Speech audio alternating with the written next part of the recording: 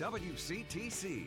Call Jersey Central at 732-545-9282. Toll free at 888-545-9282. Watch Jersey Central live online at WCTCAM.com or listen on your smartphone with the iHeartRadio or TuneIn apps. Connect with WCTC on Facebook, Twitter, Instagram, and YouTube by searching 1450 WCTC.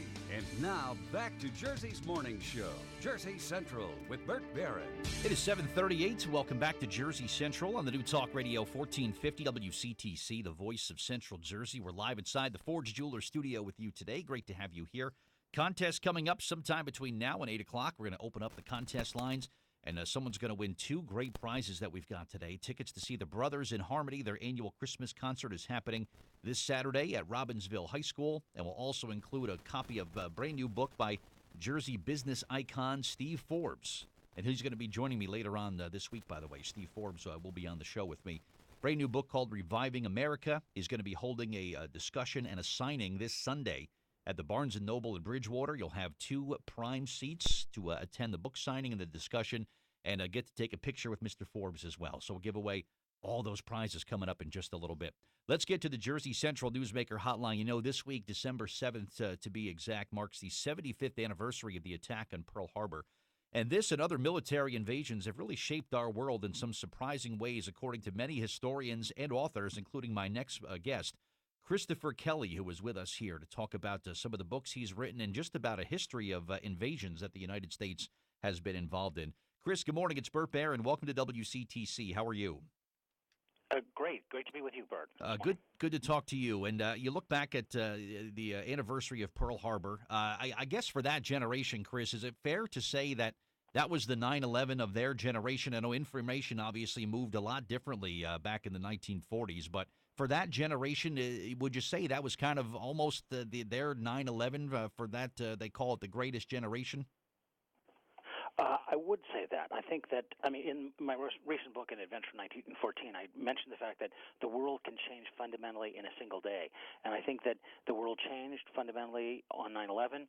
It changed fundamentally on December 7th, 1941, 75 years ago.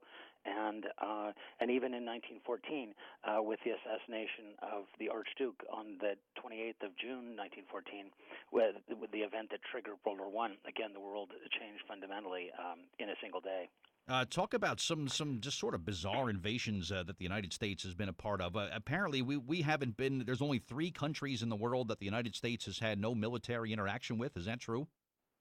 That's right. We broke our book into invasions and then military involvements, and we haven't invaded all of the world, but we've invaded about 44% of the countries in the world, and we've been significantly militarily involved with almost all of the rest. Out of 194 countries in the UN, we've been involved with 191 of them, only missing 3, and those 3 are Andorra, Bhutan, and the Principality of Liechtenstein. And where are the other 2 countries? Are they in Europe or Africa? I can't say. I've never heard of these other 2. Andorra is between Spain and France, okay, in the mountains and the Pyrenees, and Bhutan is in Asia, is in the mountains near India, north of India. And that's it, just 3 countries, huh? That's right. Maybe some future president's to-do list. I'm not sure. Yeah, you never know, right? You look. It seems like the next frontier, Chris. When you talk about invasions, it's almost like nowadays we have drone warfare, and wars are fought from behind computer terminals, and the cyber attack is going to be the next thing that's going to be happening. Does that change the definition of what an invasion is, whether be it militarily or otherwise? I think it really does, Bert. I think that in the old days it used to be send in the Marines, and today it's more like send in the nerds. Because you do have these vulnerability in terms of infrastructure, and instead of being attacked with armies and air forces, it could be attacks on checking accounts and credit scores.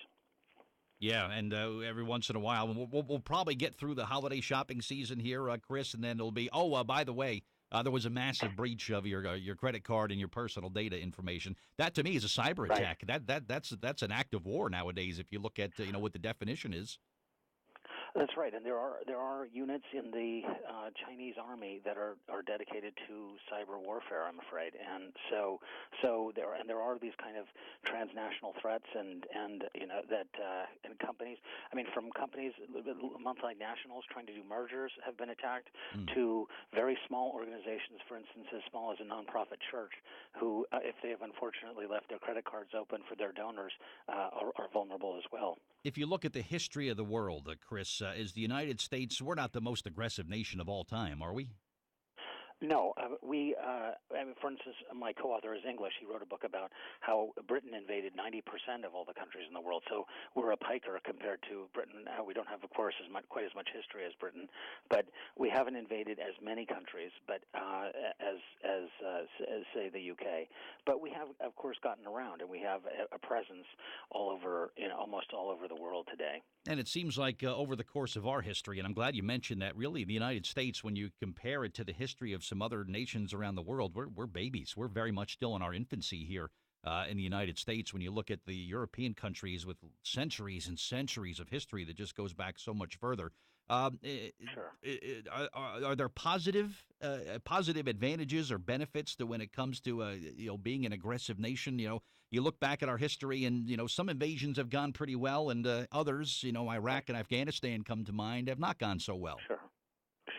Well, when you think about the Normandy invasion, which took place June 6, 1944, I mean that a year after the Normandy invasion, Hitler had committed suicide, and the war in Europe was over, and the death camps were liberated. That's a positive one. Sure, So, I would say that's a good so one.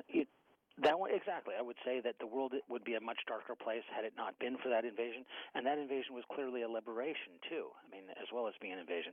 Others, maybe have not worked out as well as you kind of alluded to. Yeah, and it seems like as the future goes along, when you talk about invasions, I think of, and maybe our president-elect thinks about this also, that he keeps mentioning ISIS. The next big threat is ISIS. But right. when you're attacking ISIS, you're really not invading a country in a traditional combat sort of scenario where you're fighting the national army of a country. You're basically just fighting a group that's influencing multiple countries around the world. It's a little bit different of an enemy, and the approach has to be different. Right. I mean, ISIS can be a hydra-headed monster and popping up in different countries, and Libya as well as places like Iraq and Syria and so forth. So yes, it's complicated, and there are interventions. I mean, you talk about interventions that haven't worked out as well. Lebanon in 1983, where we sent the Marines in and we had the best of intentions with peacekeeping and so forth, but you had that bombing which killed over 200 Marines, and then fortunately, not only was the intervention perhaps misguided, but also the withdrawal it had consequences too, because Saddam Hussein is supposed to have taken the idea that Americans had no stomach to fight, encouraging him to invade in Kuwait, with many consequences with that as well. Now, you've written a number of books on this subject here, Chris. Where can someone go to see your body of work and all the things you've written about?